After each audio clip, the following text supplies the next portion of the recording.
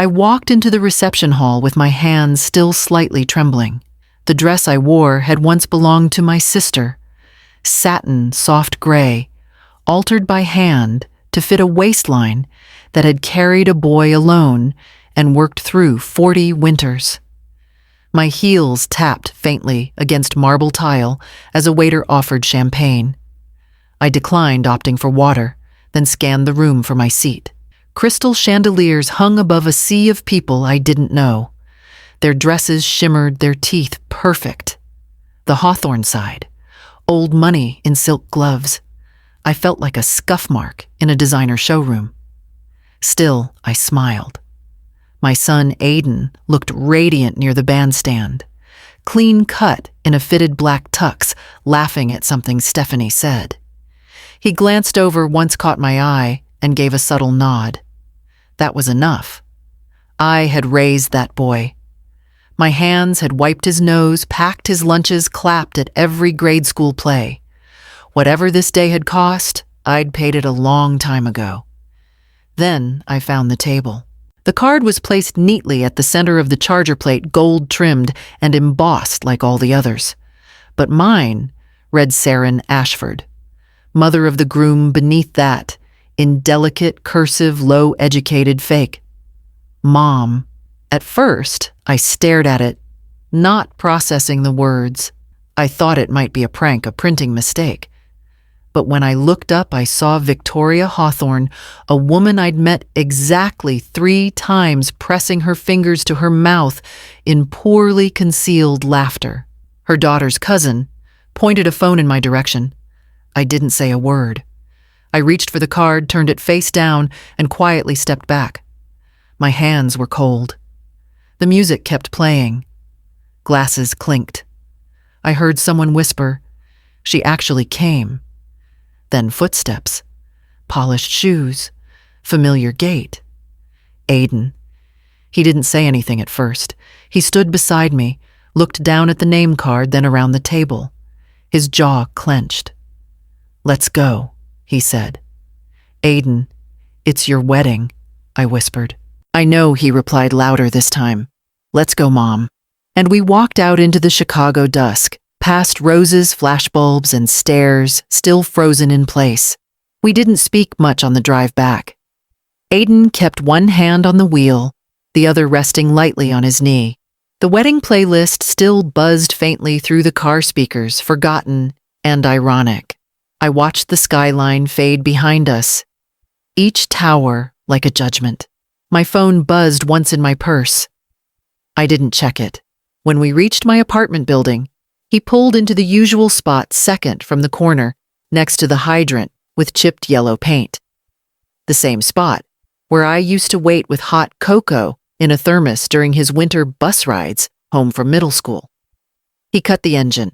We sat in the quiet for a moment until I said, "Come up. You probably need real coffee." He nodded. The apartment smelled like lemon cleaner and dust. I had scrubbed it before the wedding, thinking maybe I'd have visitors afterward, maybe even Stephanie. Foolish, in retrospect. Aiden sank into the lumpy couch without a word.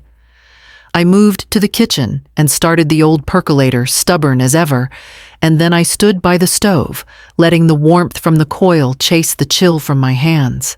I thought about the table in the corner of our old living room.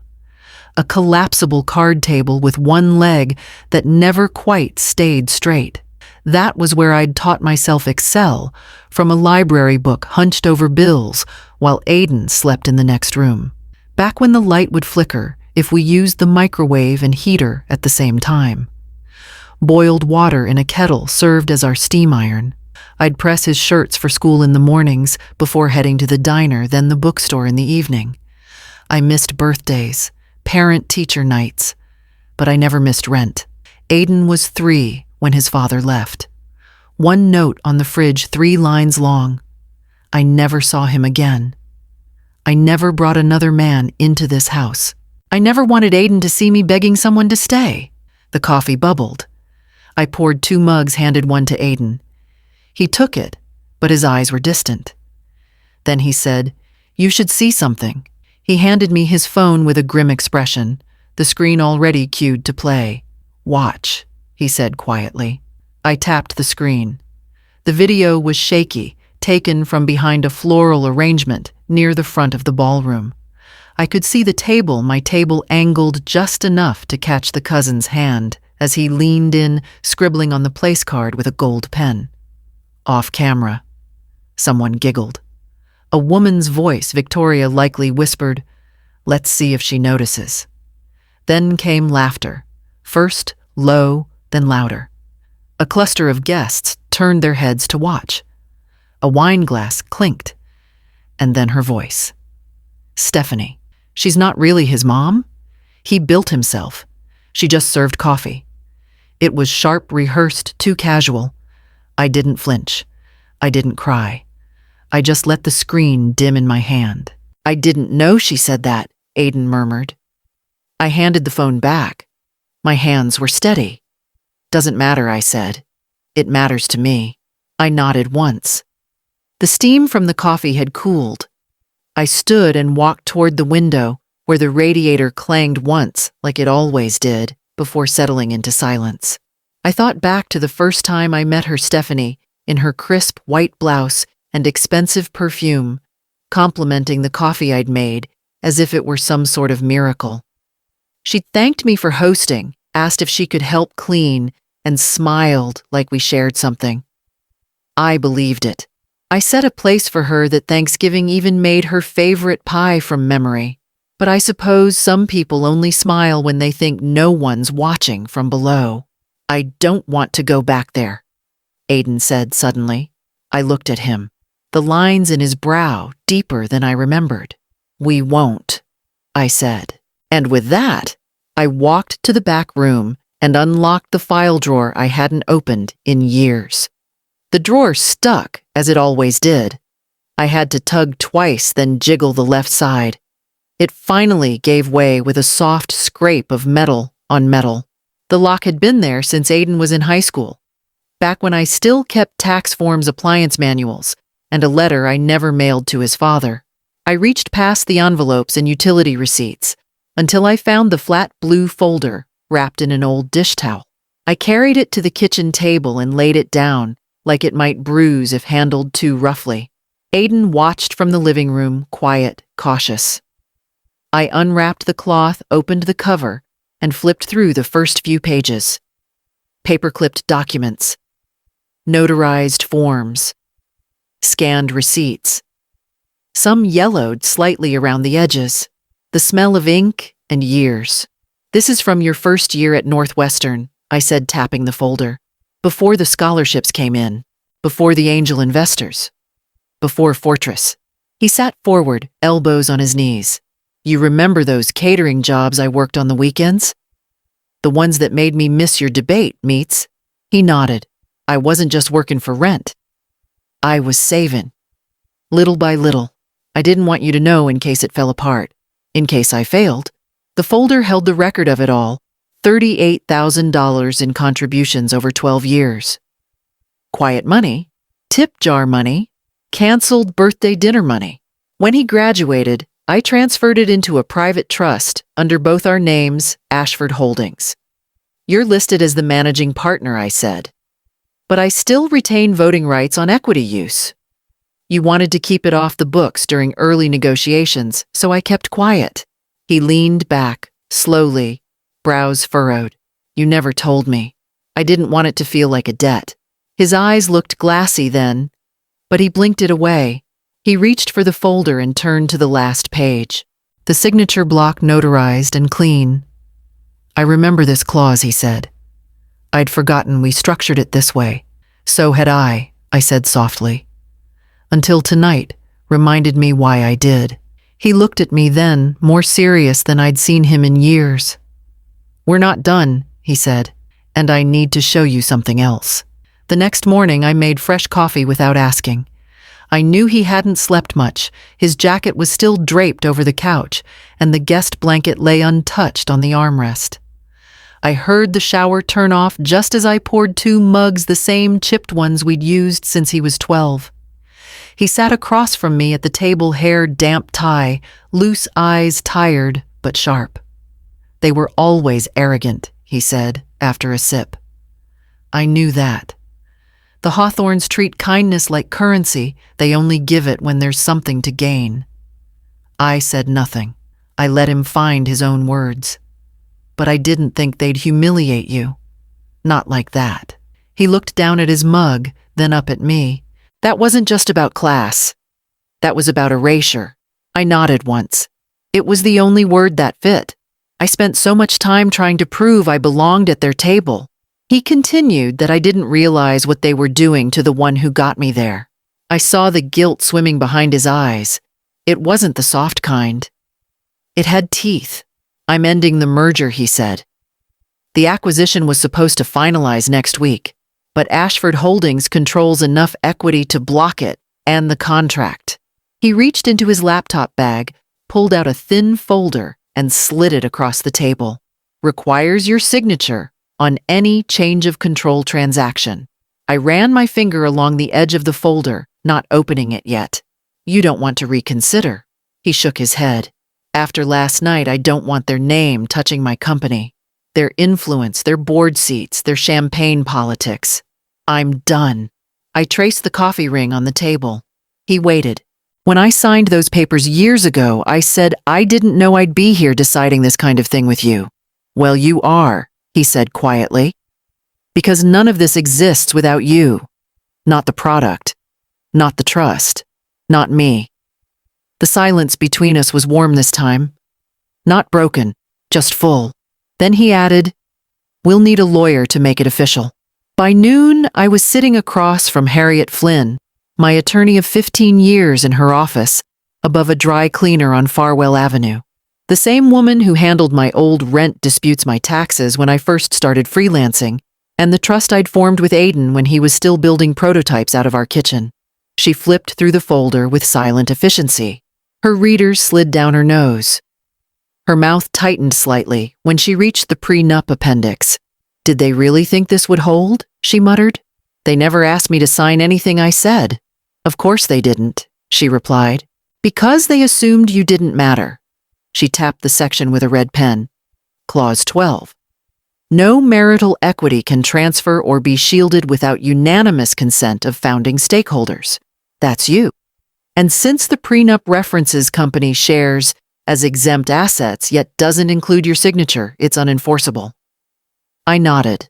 I wasn't surprised. But hearing it aloud gave it shape. "And the holdings," I asked. "Still intact." Ashford Holdings owns 47% of the firm's valuation, both direct and through nested vehicles. If they were hoping to push through a board vote with just Aiden, they're short, by a long shot. She closed the folder. "They thought you were invisible," she said. "But your name is on every page that matters." I exhaled slowly. Harriet leaned back in her chair. "You want to block the merger officially?" "Yes," I said. "And I want every tie severed. No residual licensing, no honorary seats, no way back in." She nodded. "I'll have the paperwork ready by tomorrow. They'll receive it through counsel, civil but clear." I stood. Harriet reached for her coat. She was coming with me to file in person. Outside, the wind whipped off the lake. I pulled my scarf tighter, not out of weakness, but out of habit. I'd weathered colder seasons than this. As we walked toward her car, my phone buzzed. "Aiden." "They're calling already," he said. "The Hawthorns want a meeting. They're panicking." "Let them," I said. Then I stepped into the passenger seat and opened the envelope Harriet had handed me on the way out. I made the call that afternoon from my kitchen, the same spot where I used to balance my checkbook with coupons and receipts laid out in piles. The number was buried in a folder labeled Early Contacts, a name I hadn't dialed in nearly 3 years. Gerald Bloom, lead investor in the Hawthorne Expansion Fund. Quiet money. Old money, but not blind money. He answered on the second ring. "Saren Ashford," he said. Surprised, but measured. "I wondered when I'd hear from you." "I have a question," I said. Do you still have access to Hawthorne's board materials? Of course. Then you should know, I said. Calmly, Ashford Holdings now controls 47% of Fortress, and we're exercising all voting rights to block the acquisition. He was quiet for a beat too long. That complicates things. It simplifies them, I replied. The merger is off. The equity structure they pitched is invalid. And unless they want legal scrutiny on the prenup they floated through unsigned, they'd be wise to pivot. Does Aiden know you're making this call? He does. Gerald cleared his throat. You always were strategic. They should have seen that. They didn't look past my dress. By 6 o'clock, Aiden had canceled the press release. The digital briefing was pulled from the media wire. Stephanie's father called twice, then 3 times. Neither of us answered. By 8, the firm's communications director texted Aiden asking for a new statement. One with family-positive optics. He forwarded it to me with no comment. I deleted it. By morning, the Hawthorns had lost control of the narrative, and more importantly, of the deal. Gerald sent a message confirming the shift in sentiment. Half the board now questioned the family's long-term viability as partners. I didn't need them to collapse. I just needed them removed from our table. At noon, I received an email from Stephanie, just 1 sentence. I didn't know. I didn't reply. I forwarded it to Aiden. He wrote back, "We're not done." That night, as I filed the last copy of the cancellation documents into our lockbox, there was a knock at the front door. I opened the door to find Stephanie standing on the porch, her hands wringing the hem of her coat. Her eyes were red mascara, smudged just enough to make me wonder if the tears had been fresh or rehearsed. The street lamp cast a pale glow behind her. She looked smaller than I remembered. "Mrs. Ashford," she started, voice trembling. I didn't come to argue. I needed to say something." I nodded once but didn't step aside. She didn't ask to come in. "I didn't know about the paperwork," she said. "I didn't know what your role was. What you meant to what you did." She tried to meet my eyes, but I didn't offer anything back. I said cruel things, she went on. Things I didn't even really believe. I was trying to fit into what my family expected. I thought if I laughed with them, they'd see me as strong. But all it did was show how weak I actually was. She stopped talking then, as if waiting for something, tears, sympathy. A kind word to open the gate. I gave her none of it. "You didn't break my heart," I said. Steady and low. "You just showed me where not to leave my name." Stephanie's mouth parted, like she had more to say. But nothing came out. Her face shifted confusion first, then shame. She nodded slowly. "I know I ruined things," she whispered. "But I loved him. I still do." I looked at her then. "Fully. Then you should have treated what he loves with respect." Her eyes welled again, but I felt no satisfaction watching them fall. She sniffed, once wiped at her face, and turned to go. I waited until she reached the sidewalk before I gently closed the door behind her. The latch clicked soft. Aiden was standing in the hallway. "Did she say what I thought she'd say?" he asked. She said enough. He nodded, then stepped past me toward the kitchen. I followed. On the table sat a manila envelope we hadn't yet opened. He slid it toward me. 3 months later, I stood behind the velvet curtain of the Eastbrook Center ballroom, waiting for my name to be called. The lights outside the curtain were low and golden, the kind used in hotel lobbies and expensive banquets. I could hear murmurs from the crowd, city leaders, business owners, old colleagues of Aiden's new ones from the foundation board. He stood beside me in a tailored suit, adjusting his cufflinks like he wasn't nervous. But I knew the signs. He always smoothed his sleeves when he was holding something big inside. "You ready?" he asked. I nodded, smoothing the front of my dress. The fabric was simple, soft-chosen, without flash, but it fit. It didn't need altering. They announced our names together. "Please welcome Aiden Mitchell and Saren Ashford, co-founders of the Ashford Foundation for Women in Trade and Tech." The applause was steady, warm. Not polite, genuine. We stepped out into the light. My heels clicked softly across the polished wood stage. And there, waiting at our seats, were two gleaming brass nameplates. One read, Aiden Mitchell, Executive Director. The other, Saren Ashford, Founder, Mother, Partner. I stared at it for a moment before sitting down. Not because it surprised me, but because of how right it felt. Not low-educated. Not fake. Not erased. Just the truth finally allowed to shine in gold. Aiden began to speak. His voice was firm, proud, and full of purpose. He talked about economic access apprenticeship programs and bridging the education gap for women in the trades and tech sectors. He shared stats, outlined our funding model, listed corporate sponsors. And then he paused. He turned toward me. This foundation exists because of one woman, he said. A woman who built her own future, one ledger, one paycheck, and one quiet act of sacrifice at a time. She didn't ask for credit. But tonight, she gets it. The crowd stood, not just because of me, but because the story felt familiar. Too many women in that room knew what it was to give and be forgotten. I didn't cry.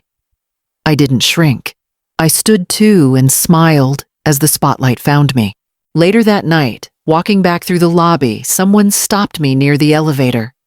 It was late by the time I left the gala. The valet line stretched around the block, so I chose to walk the first few blocks instead. The air had cooled crisp against my face, not unpleasant. I passed storefronts closing for the night, restaurant patios, flickering with candle stubs, and that strange hum of a city winding down but never truly asleep. I took a turn without thinking, and suddenly, there it was, the Fairmont on LaSalle. The hotel where it all began. Where my nameplate had once been used as a punchline. It looked the same. Same gleaming entryway, same marble pillars. But it didn't feel the same. Not to me. I slowed as I passed, half curious, half indifferent. A group stood near the entrance suits, stilettos, someone with a clipboard and an earpiece. One of them looked up and blinked as if trying to place me. He stepped forward slightly, tipping his chin. "You don't look poor anymore?" He said a bit too loud, like it was supposed to be charming. I didn't stop. Just smiled and said I never was. "You just didn't look deep enough." His face twitched, confused, maybe embarrassed. But I didn't wait for a reply. A few steps later, I passed the ballroom windows. The lights inside had been dimmed, the tables cleared. It looked hollow now, like the echo of something that had once been loud and mean.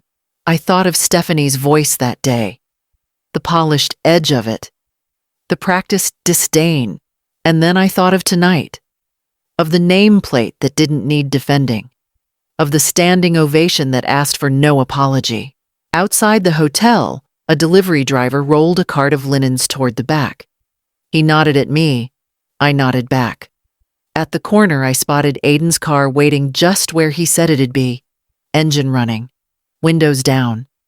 When I opened the door, he smiled. "Good timing," he said. I slipped in beside him, settling into the warmth of the seat. For a long moment, we didn't say anything. Then he said, "Ready for tomorrow." And I looked straight ahead, still holding the echo of that stranger's voice. "Let's build something better."